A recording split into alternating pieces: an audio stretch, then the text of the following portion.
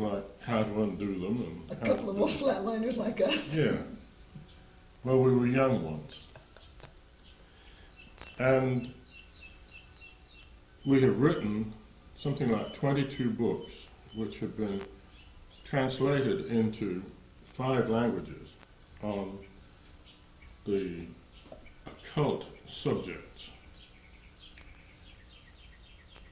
Although much of this work is to do with philosophy and spiritual awareness, still there are practical sides to it, and part of that practical thing that everybody seems to want is love spells and how to get out of ones that they have inadvertently done. I should say that love charms and love spells are worldwide. You find them in every culture, and there's some very, very old ones and some very new ones. This is the little thing that the Korean married couple gets, the boy and the girl. And they put this on their bed head, and when things are going well, they turn their heads and let the beaks touch like that. But when things are going bad, either the guy or the lady will turn them apart, even turn the head all the way around. And that means that something should be done in the marriage. This is the little signal, if you like, that somebody needs to pay attention. We're going to start by talking about the power and how... What a spell is. What a spell is. And how it works. The spell, isn't the spell just a simple ritual, just to...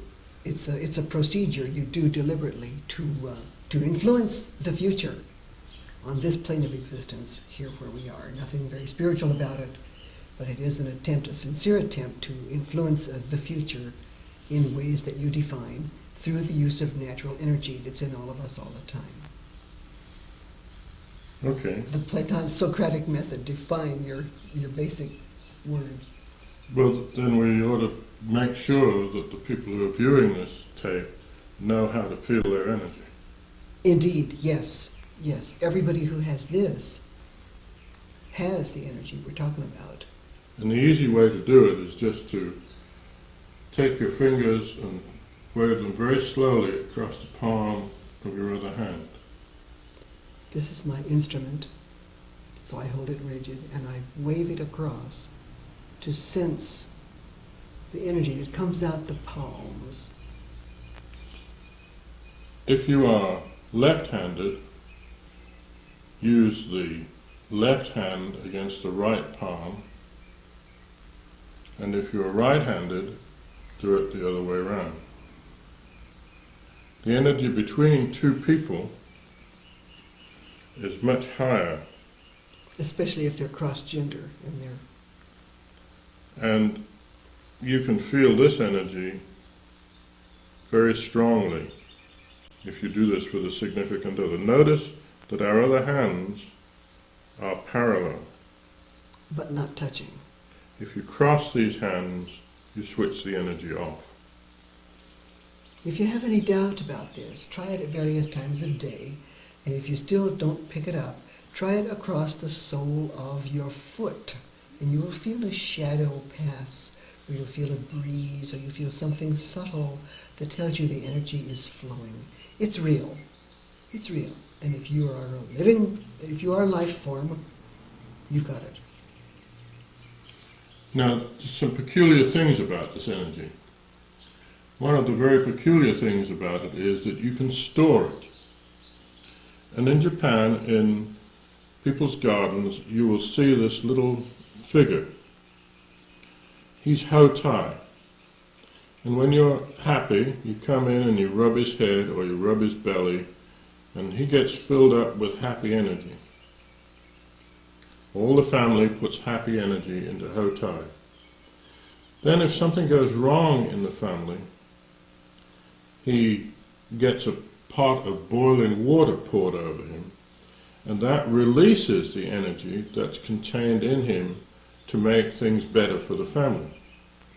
So that Hotai is a very useful god in occult terms, he falls under the category of stone god because he is a material object. Now there are lots of gods and goddesses that are no longer with us, that people have put energy into over the centuries, and in putting energy into them over the centuries, that energy is stored, and you can call on it to help you in your work.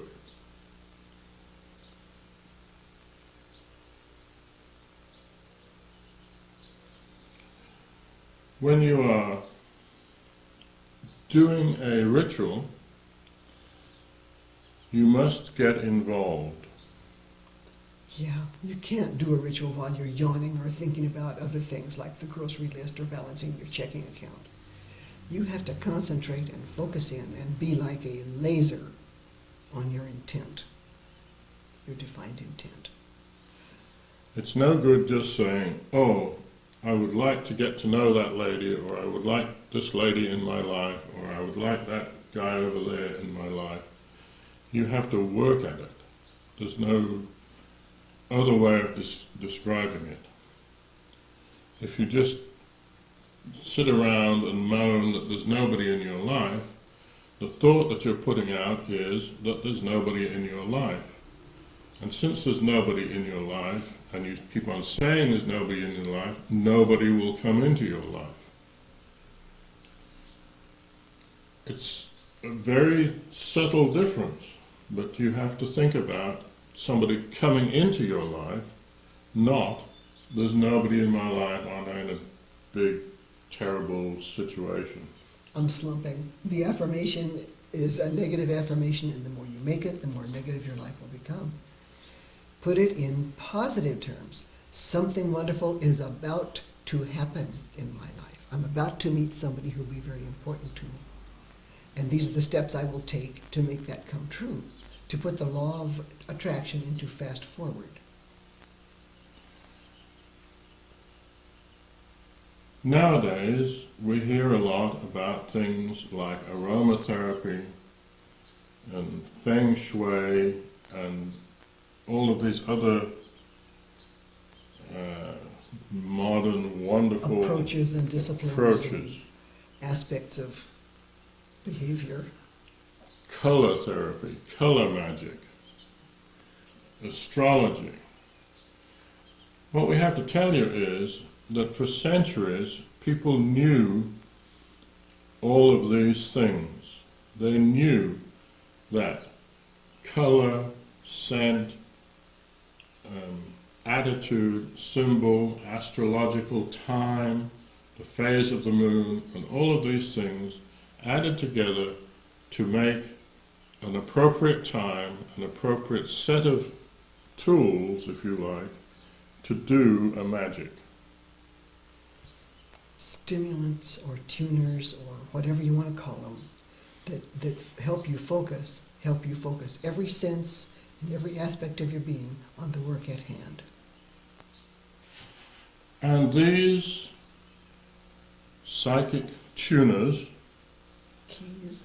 have been put together in things called tables of correspondence. And almost any good magical book will contain within it tables showing correspondences between symbols, colors, and perfumes. For the intent you choose. What's your purpose in doing all this? That is very important because if you're trying to bring somebody into your life, it's important that you define the person or what it is you want very, very carefully. The ladies of our coven many years ago did a ritual to bring more men into the coven. And we were suddenly surrounded by gay men. And we had a very nice group of gay men, and several covens developed of gay people, but that was not what the ladies had intended. But they didn't say so. They just said men. Sometimes I can see the guides up there saying, what are we going to send on them now? All of these intents are valid. There's nothing wrong with a good little bit of lust. It probably makes the world go round. But you must decide what you want before you start planning your ritual. Let us do a simple candle ritual, and we can show you what we mean by some of these things. I have here several colors of red candle. They range from light pink, which might be affection, all the way through the dark red of lust. You have to pick which you want. Let us pick for this tape lust. So here we have a red candle, and here we have a candle holder. Now we need to tune this candle to an object. You can't just send out lust. That's not going to work. So the first thing you need is some picture of the ideal person that you want in your life. You can take a single picture, or you can take a group picture. And in taking a group picture, you can just cut out the person you want. And this allows you to visualize the person that you want to come into your life. As you visualize the person, you can do what we call dress the candle. And you pick an appropriate scent for the dressing. You can get these little things from your local aromatherapy or herb store.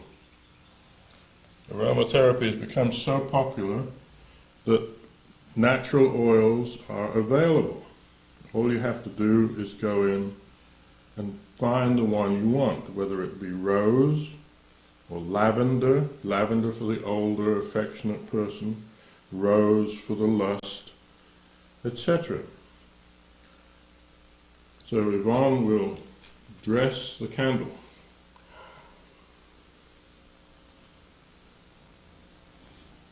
Keeping in mind firmly my intent, I visualize what I want to happen, and I name this candle as my ideal person, my target. Call it lover. And I think in my mind what my lover looks like and what the behavior is, and address the person in my mind the whole time I'm dressing the candle with thoughts of, come to me, let us meet. Let us get to know each other. Let us complement each other, and let our lives merge for greater growth and happiness, and so that we will both be happier, better people for knowing each other. All the time I'm dressing the candle, I keep those thoughts in my mind. And I dress it tenderly, because this is important to me. At the same time she's looking at the picture, the psychic link to the person she wants.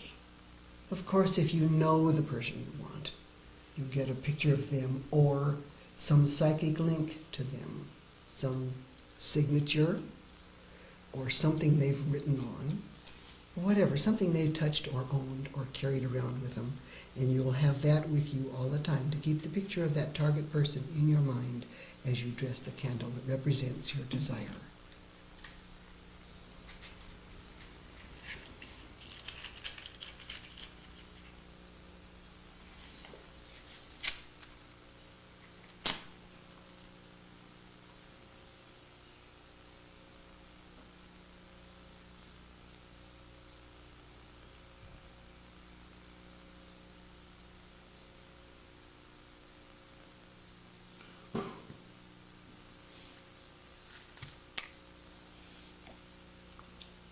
And this chant that Yvonne will now do is very typical of the types of chants that are always used. For lust, you do 7, 9, 5. 5 is good. 5. Really concentrates it. Do 5 for lust. And the affirmation at the peak of the spell, as I build to the peak and make the affirmation is boiled down, condensed to one word, maybe 2 words if it's something really elaborate, but usually one word, and this will be lust.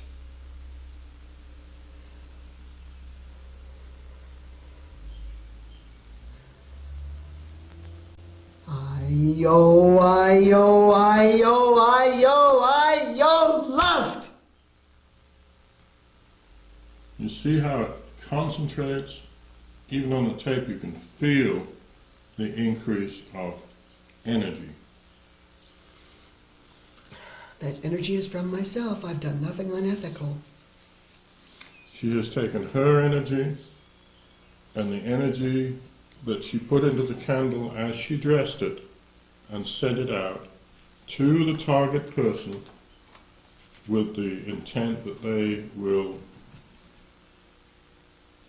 get lustful with them.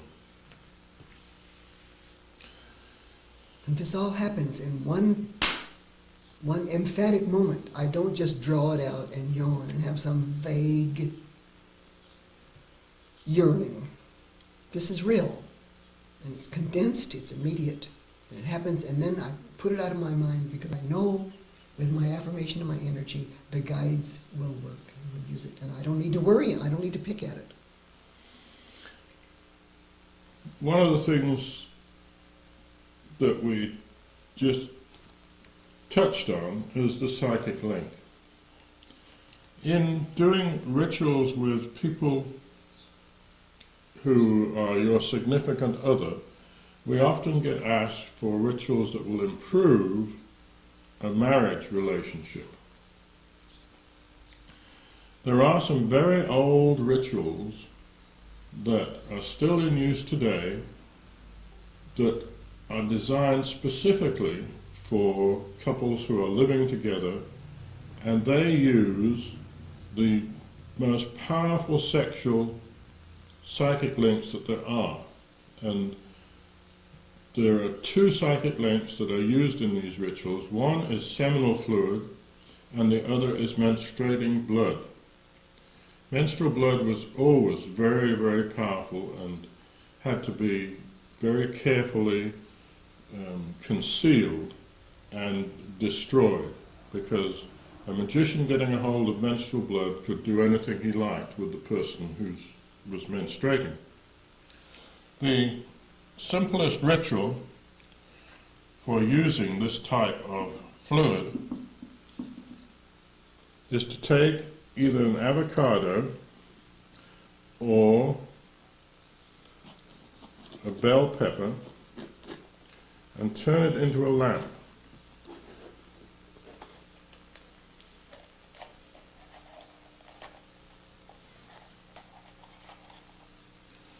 The large number of seeds in a bell pepper is indicative of the fact that you want it to be a fertility ritual. You take some ordinary cooking oil, you pour it in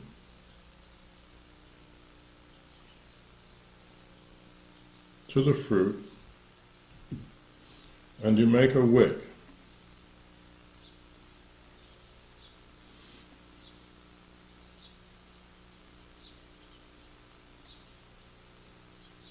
This can be peanut oil or canola oil or sunflower oil or whatever, cottonseed oil. Yes, any sort of oil will do. If you feel very strongly or have heavy connotations with any oil from a specific source, let your feelings be your guide in choosing the oil. You add a little of your natural aroma to the oil, and you add either the seminal fluid or a drop of menstrual blood. Then for 15 minutes you burn your little lamp.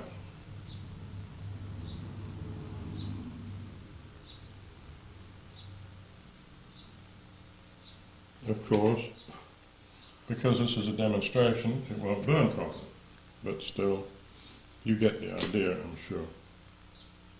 Visualize it burning. Visualize it burning. There.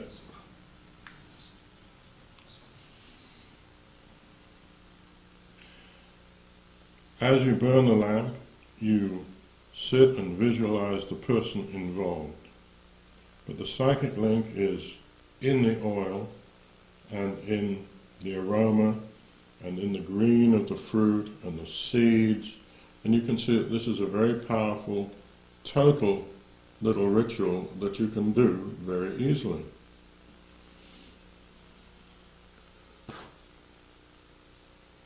And hold your thought. Don't just set this in motion and wander around the house doing something else. Sit there and send your energy into it the whole time it's working.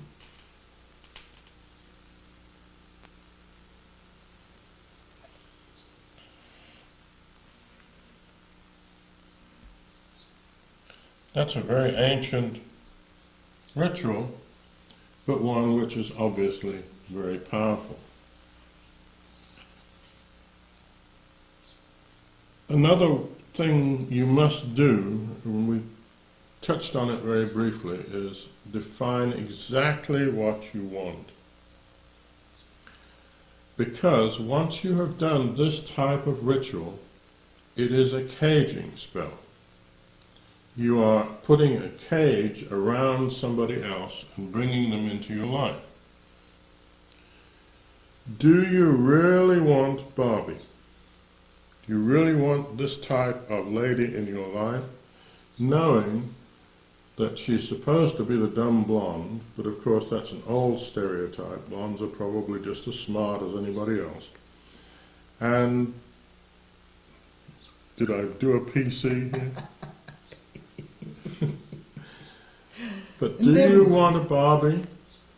Do you want a Barbie who you're going to have to worry about all the time? Because she is so very attractive that she's going to be very attractive to a lot of other people too. And if you feel threatened, That's maybe. no basis for a relationship. Right, right. Do you want somebody with just physical attributes, or do you want intelligence too? Or do you want them both combined? It's very difficult to be as lucky as I was. Is that all right? Oh, good grief. We were talking one day about what I dreamed of in my ideal mate, and I said he'd be intelligent, and he'd be gentle, and he'd have a sense of humor. The physical thing hardly enters into it because love will find a way. But think before you commit, before you do your work. Think. And think before you decide on putting the ritual together. It's caging. It's not a nice ritual. And as the lady said to us in New Orleans one time, what are you going to do when you get tired of him? Take him to the used lover store? So think what you're doing. Think. There are ways of uncaging, and we will get to that in a moment. There are several other old methods of doing these rituals. And in this book, A Witch's Grimoire, which is still available, and by the way, I need to tell you, you can find all of these books for sale on our website, which is wicca.org, WICCA.org.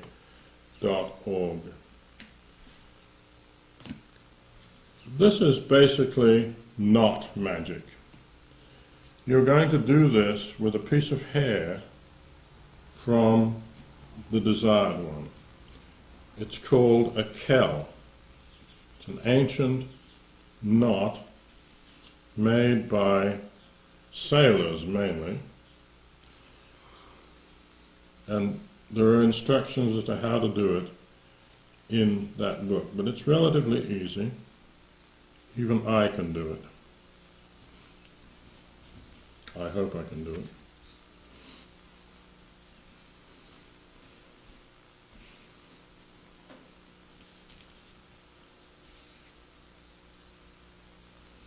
When it comes to making this with hair, it becomes rather more difficult and fiddly. A friend of ours, Gunther, in Germany, went to a local beauty salon and got several pieces of blonde hair from the floor and wound them together and made a cowl. And he had several ladies very interested in him very quickly. Of course, they were not exactly the shapes that he had in mind, because these ladies were old and young. There was one 13-year-old, I think, in the Before we get through here, we're going to have equal time for brunettes, is that right? Well, as a matter of fact, one of Gunther's ladies was a brunette, because Germans are very good at dyeing hair. They're the home of the chemical industry. Okay. Now, let's talk about pulling these ends tight. Do you pull the ends tight? What happens if you do? Oh, you just knot this together and leave it open. You better not pull it tight? No, don't pull it tight. What happens? Well, the intense. caging gets more and more intense. Yeah, yeah. And as you're doing this, of course, you do all the same things. You visualize the person, you put a little of your aroma onto it, and then you chant over it to charge it. Okay? Now, to destroy, this is called a knot spell. To destroy a knot spell, you simply undo it. And in undoing it, you release it. So this is one of the easiest caging spells to undo. And maybe, in that sense, the safest kind of procedure to do. So a cowl is a very useful and simple procedure. One that's closely akin to that is straight knot spell, where you make a figure of 8 knot. I better do it a little larger. You make a figure of 8 knot, which represents the person, the target. And you put your aroma into it, and you put your thoughts into it, and you chant over it. You do all of those things. And then, starting usually at new moon, you tie one knot in the other end of the cord, and this is you. And then the next evening, probably when you're in bed and all warm and sexy, you tie another knot. And notice it's getting closer. And you keep on putting one knot after another, one a day, all the way up until the last knot, the day of full moon, will be very close to your desired objective. And this will gradually bring the objective closer to you as the knots progress up the cord. Again, to undo this, you start at full moon and you reverse the process. So the day after full moon, you undo the knot that's closest to the objective, and then as new moon approaches, so you finally undo the final knots down here. And this undoes a knot magic. Okay? They're very simple, very straightforward. Knot magics are fun, and you should leave your knotted cord or your cowl somewhere where you see it regularly. Because by seeing it regularly, you think it's going to happen. It's going to, you're putting the energy out more and more and more. And you can think, I've got something working, I've got something working. And it changes the way you live. Another way of bringing somebody into your life is using candle magic. And it's the same sort of progressive thing that you do with the knots. If this is your central person, this is the central idea that this is what you want to happen, and the idea here is purity. You're going to do something which is very nice and very positive. And so this candle represents the central idea. If your central idea is lustful or something like that, then of course you need to use a red candle as the central candle. Now you need to pick something for you and something for the beloved. Here we are using green candles. Green is the color of Venus. We're using 2 different shades because the beloved is probably not as intent as you are on this procedure yet. This candle doesn't have a wick, which is very interesting, so I'll have to use a different one. Let's use a pink candle for affection. Pink for affection. So we've got green for Venus and love, and pink for affection. And here, every evening, starting again at new moon. Dress them and name them. Yes, this is me. Name them, and this is me. One is you, the worker, and one is your target person. Whether it's someone you know or whether it's your ideal whom you don't even know yet. Can I light this off?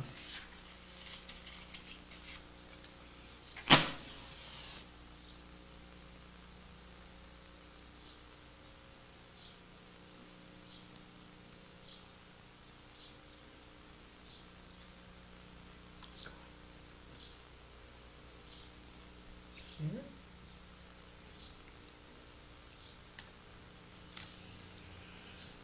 Move them every evening, sit with them, light them, and think about the situation, and move them just a little bit towards the central candle. After 5 minutes of concentration, blow them out, come back the next evening, move them closer, and so on. Keep on moving them closer until eventually they're all very close together. Some magicians will recommend that you then take the remaining pieces of the candle and melt them together and then burn the resulting candle by itself. However, we don't recommend that because it's irreversible. Once you melt the 3 candles together, you can't get it back out again. Whereas if you decide that the person that came into your life is not the right person, you can undo a candle magic exactly the same way that you can undo a knot magic. You can start at full moon and move them apart, a little bit at a time, until at new moon they're back to their original positions and the magic has been reversed. You have some words, I think, Yvonne, on how to reverse a magic that you think somebody has put on you. This is immortal stuff. If you think somebody has done a love spell on you and you don't necessarily want it to happen, or you're tired of it, and so you didn't do the spell, but somebody else did, you know who it is. What you do to undo that spell is surreptitiously get their left shoe and urinate in it. That'll undo the spell. We have been talking about lust and love and desire and affection, and people tend to get those confused and intertwined. Yes, all tangled up to each other and get a real twist in their knickers because they haven't defined exactly which aspect of all this they're thinking about. I can desire somebody without loving them. Right. I can love somebody without wanting to go to bed with them. Yeah. So the two things are different. They're both valid. Both are valid. All the aspects of this are valid. Every aspect is valid. But keep your labels straight. Keep your labels straight. If you want to have a brief relationship with somebody, that's fine. That's fine. If you want a long-term relationship, that's something different entirely. So be careful what you're thinking about. Okay. We see nothing at all wrong with good, honest sexual relations, even with appropriate precautions with somebody who are relative strangers. We do have a word that we use to define what is no-go, and that word is duped. And Yvonne will tell you what that word means. If I think of the word duped, D means no disease. U means nobody's under contract with someone else. I am a freelance operator. My desired target person is a freelance operator as well. What if that contract says that they're not monogamous? Okay, if they're under a contract to someone else, or if I'm under contract with someone, and my contract specifically says, and that target person's contract specifically says, monogamy is not an essential part of this relationship, then that's all right. But there'll be no violation of a contract that defines monogamy, that specifies monogamy. For P, DUP, there'll be no unwanted pregnancy resulting from this, because nobody wants to be duped. The E means no expectations beyond what's happening right now. The fact that you and I are having a relationship doesn't mean that it's going to turn into a life sentence. So there's no expectations. And the final D of duped is there's no implication of emotional debt.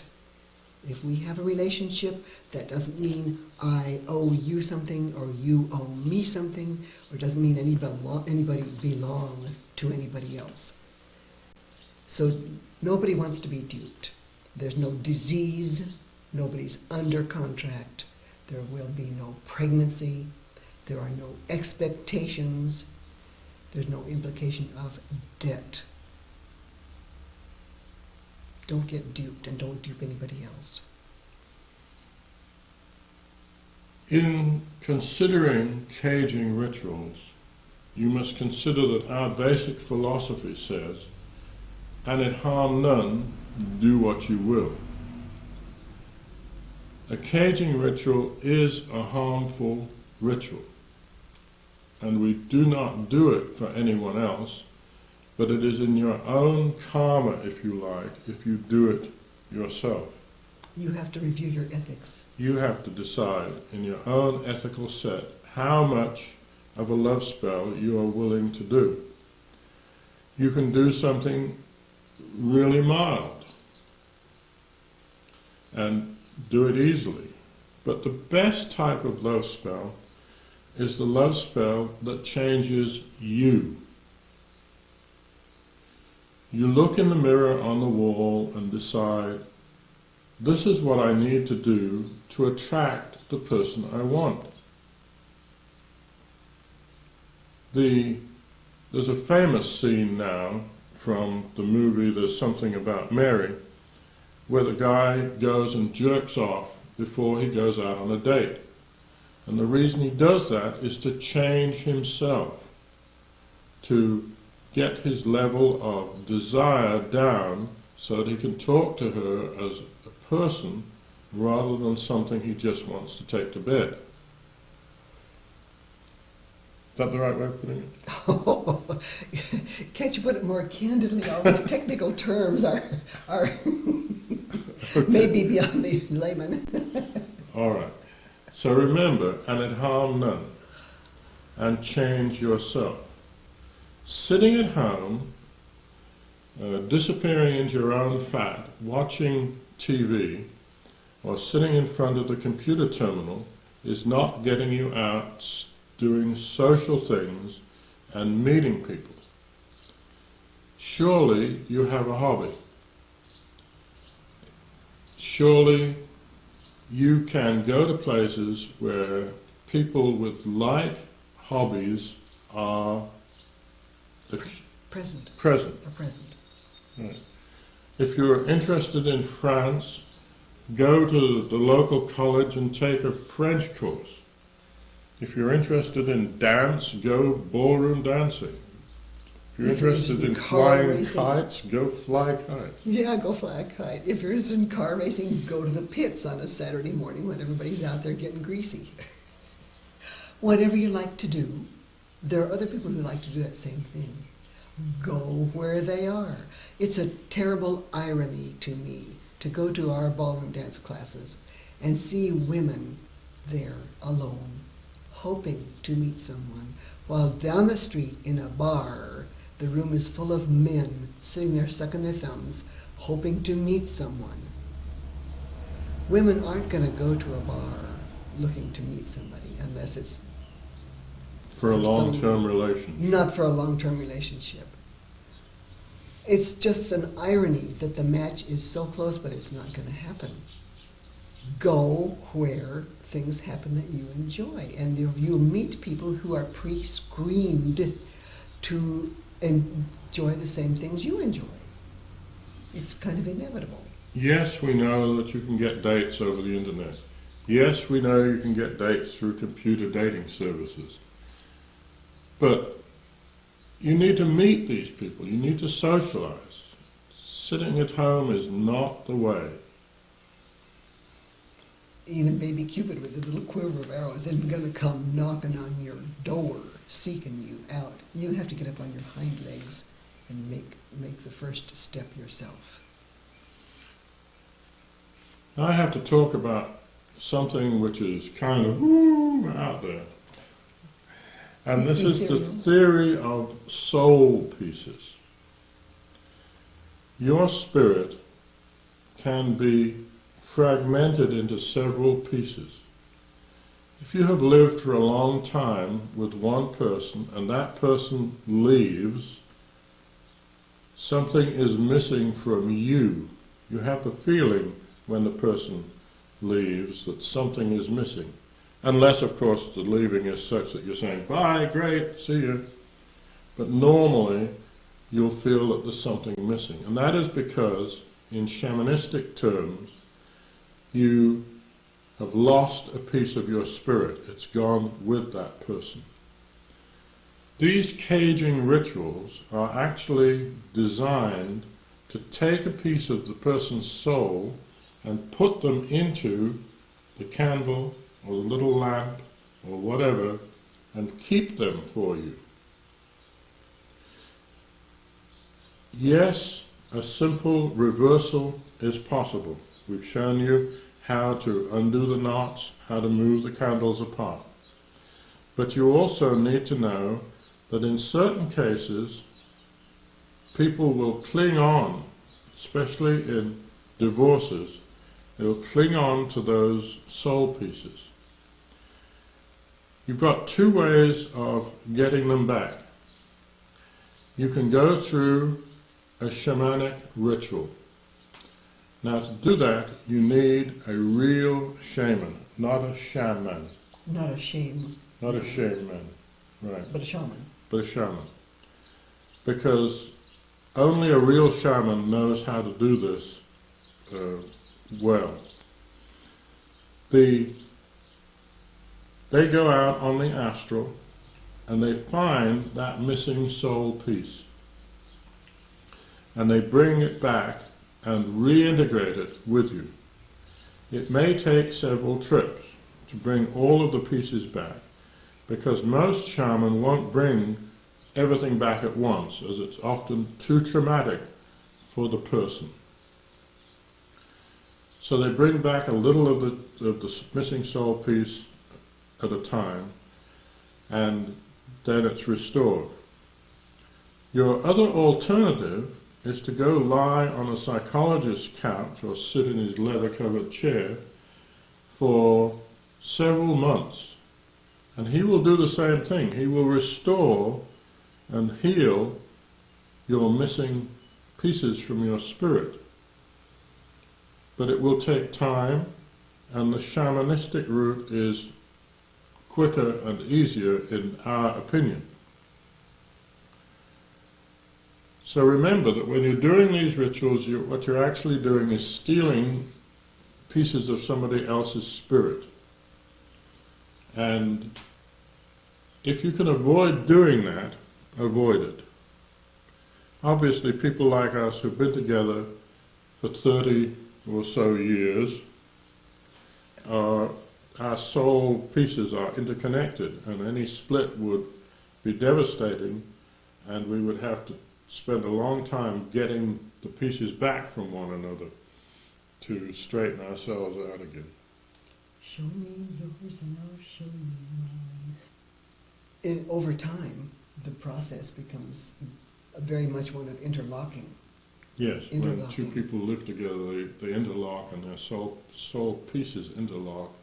And when they break apart, then things that, and it's on a practical level too, things that you naturally do for me, yeah, and that you do for me, wouldn't be done. Yeah, there's a lot of emotional baggage that builds up, and that's just another way of saying there's been an exchange of soul pieces. And that if we split apart, we'd have a long traumatic time putting them back together again. I think we've covered everything that you need to know. If you want to do a love spell, unfortunately, in some ways, they're very easy to do. You take a candle or something else, you dress it, you have an object of desire in mind, having defined that very carefully, and then you chant. Concentrate and build it up and send it out and release it in the knowledge that the guides will take your energy and use it as they see fit for your best long range, whatever you want. Remember that if it's something you want to build up, you start at new moon and build towards full moon as the moon grows. If it's something that you want to decay away, you start at full moon and you finish at new moon.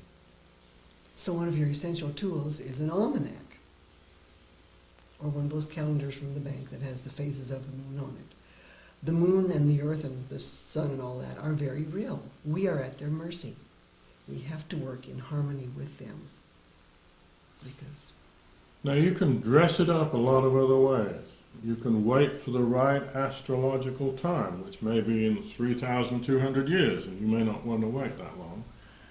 And you can get more symbols. You can get whatever the appropriate symbols are. And tables of correspondence will have a whole line of things that you can see that if you have all of those things, the ritual will work better than if you just have one or two of them. But in our experience, love rituals are so powerful that you only really need 2 or 3 of the items from the line. You don't need them all. If you feel you need them all, and you can't get the Neptunian, or the swan, or the whatever. Yeah.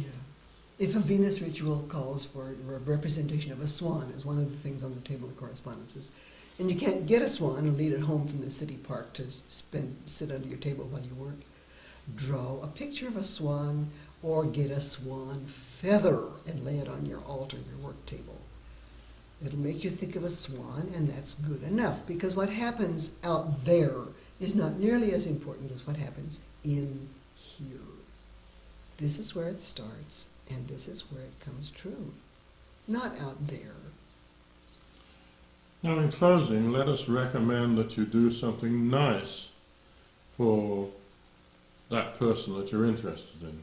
And what we suggest is that in the middle of the night, you get a bunch of red roses, and you hold them in your hands, and you smell their odor, and you feel their texture, and you look at their color, and you visualize those roses, and you send a bunch of red roses to the beloved, and he or she will pick that up in their dreams.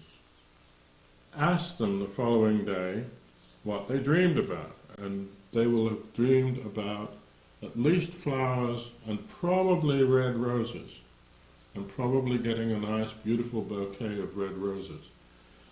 When you've done it, you can send the roses anyway. Ladies, in most cases, love to get flowers. If you really want to stretch that out, you can start by sending one rose at new moon, 2 roses the following day, and building up to a whole cartload of roses at full moon. If she doesn't get the message then, she's not with She's it. not paying attention, you better shop elsewhere. But the telepathic sending of the roses works. We normally have all of our students try that. And again, in closing, I'd like to say, we do teach this, and we have been teaching this for 30 some odd years. And you can find out all about it at our website, Wicca.org. Wicca.org. Blessed be. Blessed be. A hug? A hug. There it is. On-camera hug. Now let me take a few moments of your time to introduce the School of Wicca, which is an arm of the Church. The first thing you get when you join the school is a whole series of lectures. Some are in the large format, and some are in the small, convenient booklet format. These cover every possible topic you can imagine. The basic witchcraft course in 12 lectures gives you a thorough grounding in the craft of the wise. To help you along the way, we also have audio tapes that you can listen in your car, and videotapes to show you demonstrations of how to make things work, how to make your tools, how to do real magic. The school runs a library service which allows you to borrow books for a small fee, because many of these books are very difficult to get. Everything comes to you in plain envelopes. Nothing tells anyone that you are studying witchcraft. You are assured of our personal attention. Here Yvonne is carrying folders from the file cabinets and beginning to work on the answers. This is just about half of one day's file folders. Everything has a student number, and only in encryption files in the computer are the student name and number put together.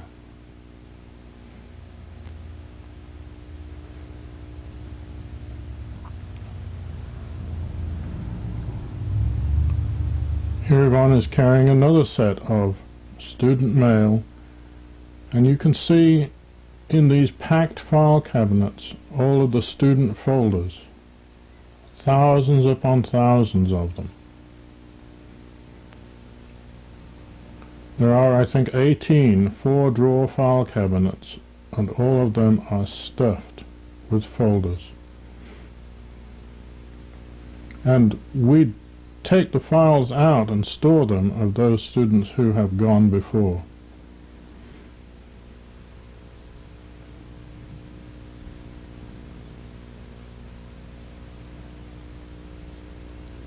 Here is just a small stack of follow-up mailing to people we haven't heard from, people we want to hear from.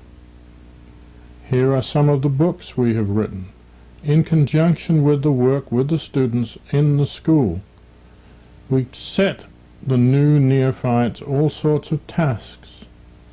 I'm sorry you can't read the titles on some of these books, but as soon as you join the school, you will get a book list. Here is a book written by a student called the Azure Scroll. These are not just two people with a typewriter. This is a large organization that tests and researches information continually to help the course get better. All of these give you proven techniques. This is a large listing of past students. This is just a listing for, would you believe, 1 year's worth.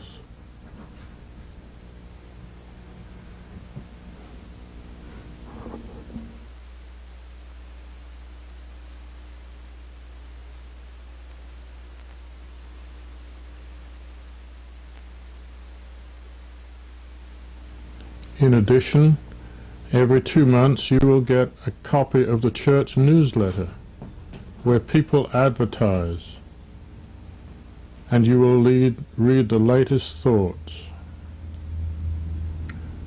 At least twice a year we meet in a large circle like this one, which was for the blessing of a baby. And this gives you the knowledge that you're part of a group of friends who will support and help you.